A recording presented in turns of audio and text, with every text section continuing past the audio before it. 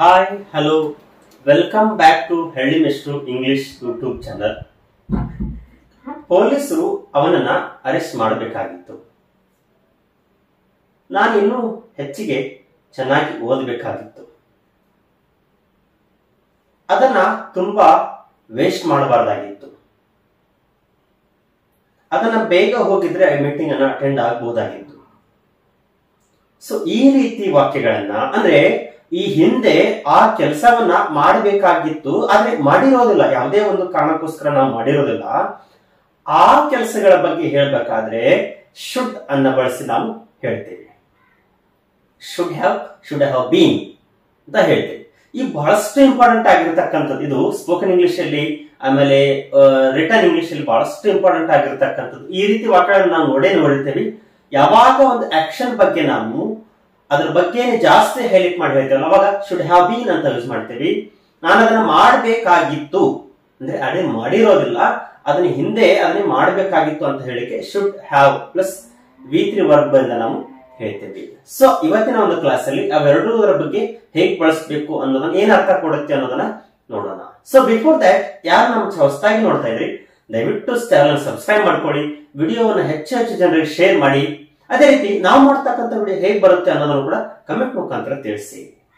So let's get into the class. Should have plus V3 ಅಂದ್ರೆ ಕ್ರಿಯಾಪದದ ಒಂದು ಮೂರನೇ ರೂಪ. Next should have been plus V3. ಇದು ನಾವು ಪ್ಯಾಸಿವ್ ವಾಯ್ಸ್ ಅಲ್ಲಿ ನಾವು ಜಾಸ್ತಿ ಬಳಸ್ತೇವೆ. ಅಂದ್ರೆ ಯಾವಾಗ ನಾವು ಆಬ್ಜೆಕ್ಟಿವ್ ಇಂಪಾರ್ಟೆನ್ಸ್ ಕೊಡ್ತೇವಲ್ಲ ಅವಾಗ ಈ ರೀತಿ ನಾವು ಬಳಸ್ತೇವೆ. ಹಾಗಾದ್ರೆ should have plus V3 form ಯಾವಾಗ ಬಳಸಬೇಕು? For the fast action.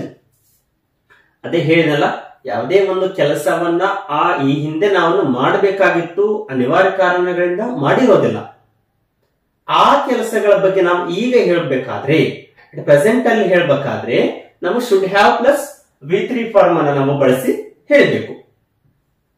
ಅದೇ ನೋಡಿ, when action or objects given as important, ಯಾವುದೇ ಒಂದು ವಸ್ತು ಅಥವಾ ಆಕ್ಷನ್ ಗೆ ಇಂಪಾರ್ಟೆನ್ಸ್ ಕೊಟ್ಟು ಹೇಳಬೇಕಾದ್ರೆ ಅವಾಗ ನಾನು should have been plus V3 form ಅನ್ನು ನಾವು ಬಳಸ್ತೇವೆ.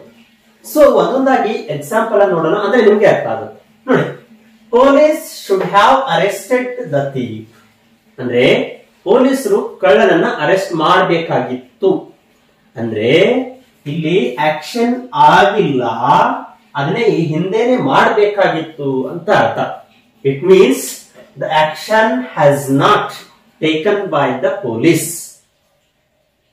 As in the past, but now the police is remembering that it should have bean arrested. ಅವನನ್ನು ಅರೆಸ್ಟ್ ಮಾಡಬೇಕಾಗಿತ್ತು ಅಂತ ಈಗ ಅವ್ರು ಏನ್ ಮಾಡ್ತಾ ಇದ್ದಾರೆ, ವಿಚಾರ ಮಾಡ್ತಾ ಇದ್ದಾರೆ. ಅಂದ್ರೆ ಆ ಕೆಲಸ ಆಗಿಲ್ಲ ಅಂತಾನೆ ಅರ್ಥ. ಓಕೆನಾ? ನೆಕ್ಸ್ಟ್ ನೋಡಿ, ಹಿ ಶುಡ್ ಹ್ಯಾವ್ ಪ್ರಿಪೇರ್ಡ್ ವೆಲ್. ಅವನು ಚೆನ್ನಾಗಿ ರೆಡಿ ಆಗಿರ್ಬೇಕಾಗಿತ್ತು, ತಯಾರಿ ಮಾಡ್ಕೊಳ್ಬೇಕಾಗಿತ್ತು, ಅದನ್ನ ಮಾಡ್ಕೊಂಡಿಲ್ಲ, ಸರಿಯಾಗಿ ಆಗಿಲ್ಲ. ನೋಡಿ, ಹಿ ಶುಡ್ ಹ್ಯಾವ್ ಪ್ರಿಪೇರ್ಡ್ ವೆಲ್. ನಾವು ಹೇಳ್ತಿರ್ತೇವೆ ಎಕ್ಸಾಮ್ಗೆ ತುಂಬಾ ಇನ್ನೂ ಚೆನ್ನಾಗಿ ಓದಬೇಕಾಗಿತ್ತು, ಓದಿಲ್ಲ, ನಾವು ಚೆನ್ನಾಗಿ ಬರ್ದಿಲ್ಲ ಅಂತ ಅರ್ಥ. He should have prepared well. ಅವನಿನ್ನೂ ಚೆನ್ನಾಗಿ ಪ್ರಿಪೇರ್ ಮಾಡಬೇಕಾಗಿತ್ತು. It means he did not prepare well. Next one, she should have reached earlier. ಅವಳು ಬೇಗನೆ ಮುಟ್ಟಬೇಕಾಗಿತ್ತು. So that she can catch the flight. ಬೇಗ ಮುಟ್ಟಿದ್ರೆ ಅವಳು ಏನಾಗ್ತಿತ್ತು, ಆ ಫ್ಲೈಟ್ ಅನ್ನು ಹಿಡಿಬಹುದಾಗಿತ್ತು. But she should not reach earlier. ಅವಳು ಬೇಗ ಮುಟ್ಟಿಲ್ಲ, ಅದಕ್ಕೆ ಅದು ಆಗಿಲ್ಲ.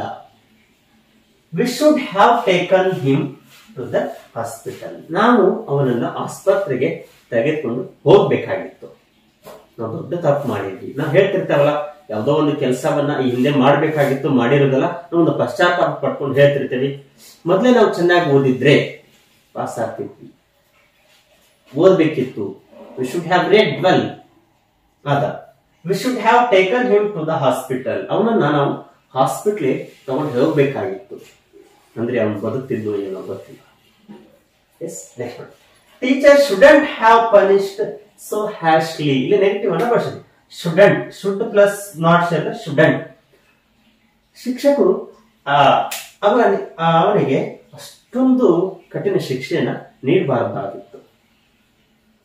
Teacher shouldn't have punished so harshly, ಅಷ್ಟೊಂದು ಕಠಿಣ ಶಿಕ್ಷೆಯನ್ನ ಕೊಡಬಾರ್ದಾಗಿತ್ತು, ಕೊಟ್ಟು ಬಿಟ್ಟಿದ್ದಾರೆ. So he has to face the problem. Okay, next one. He shouldn't have applied for it. ಅವನು ಅದಕ್ಕೆ ಅಪ್ಲೈ ಮಾಡಲೇಬಾರದಾಗಿತ್ತು, ಆಲ್ರೆಡಿ ಅಪ್ಲೈ ಮಾಡಿದ್ದಾನೆ. So he should have read back, ಓದಬೇಕು. he shouldn't have applied for it, ಅದನ್ನ apply ಮಾಡಬಾರದಾಗಿತ್ತು ಅಂತ ಅರ್ಥ. Okay, ಈ ರೀತಿಯಾಗಿ ನಾವು ಬಳಸ್ತೀವಿ. ನೆಕ್ಸ್ಟ್ ನೋಡಿ, ಇದನ್ನು ಯಾವಾಗ ಬಳಸಬೇಕು? ಯಾವಾಗ ಅಂತಂದ್ರೆ ನಾವು ಯಾವಾಗ ಒಂದು ಆಬ್ಜೆಕ್ಟ್ಗೆ, ಈ ಒಂದು ಆಬ್ಜೆಕ್ಟ್ ಅಂತ ಇದೆಯಲ್ಲ, ಇವಕ್ಕೆ ಜಾಸ್ತಿ ಇಂಪಾರ್ಟೆನ್ಸ್ ಕೊಟ್ಟು ಹೇಳಬೇಕಾದ್ರೆ ನಾವು ಶುಡ್ ಹ್ಯಾವ್ ಬೀನ್ ಅಂತ ಬಳಸಿ ನಾವು ಹೇಳ್ಬೇಕು. ನೋಡಿ, ಈಗ ಅರ್ಥ ಆಗುತ್ತೆ. Bill should have been paid as soon as possible. Bill ಅನ್ನು ಆದಷ್ಟು ಬೇಗನೆ ಕಟ್ಟಬೇಕಾಗಿತ್ತು. ನಮಗೊಂದು ಮೆಸೇಜ್ ಬರುತ್ತಲ್ಲ, electricity bill, prepaid bill, LIC bill.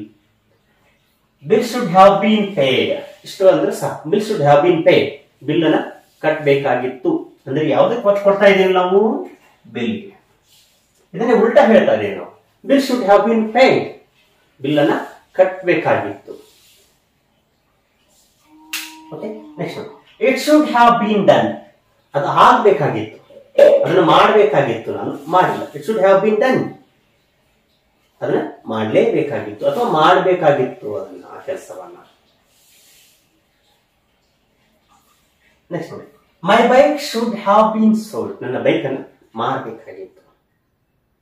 But I did not sell, ನಾನು ಮಾರಿಲ್ಲ, ಅದು ಮಾಡಬೇಕಾಗಿತ್ತು. My bike should have been sold. ಇಲ್ಲಿ ಆಬ್ಜೆಕ್ಟ್ ನಾವು ಜಾಸ್ತಿ ಇಂಪಾರ್ಟೆನ್ಸ್ ಕೊಟ್ಟು ಹೇಳ್ತಾ ಇದ್ದೀವಿ, ಅದಕ್ಕೆ ಈ ರೀತಿಯಾಗಿ ನಾವು ಶುಡ್ ಹ್ಯಾವ್ ಬೀನ್ ಅನ್ನು ಬಳಸಿ ನಾವು ಹೇಳ್ತಾ ಇದ್ದೇವೆ. ಓಕೆ, ನೆಕ್ಸ್ಟ್ ನೋಡಿ, it shouldn't have been wasted, ಅದನ್ನ ವೇಸ್ಟ್ ಮಾಡಬಾರ್ದಾಗಿತ್ತು. It shouldn't have been wasted, ಇಲ್ಲೂ ಕೂಡ V3 ವರ್ಬ್ ಅನ್ನ ನಾವು ಬಳಸಿ ಹೇಳ್ತೀವಿ, ಅದನ್ನ ಹಾಳು ಮಾಡಬಾರ್ದಾಗಿತ್ತು. ನೆಕ್ಸ್ಟ್ ನೋಡಿ, he shouldn't have been sentenced to the jail, ಅವನನ್ನ ಜೈಲಿಗೆ ಕಳಿಸಬಾರ್ದಾಗಿತ್ತು.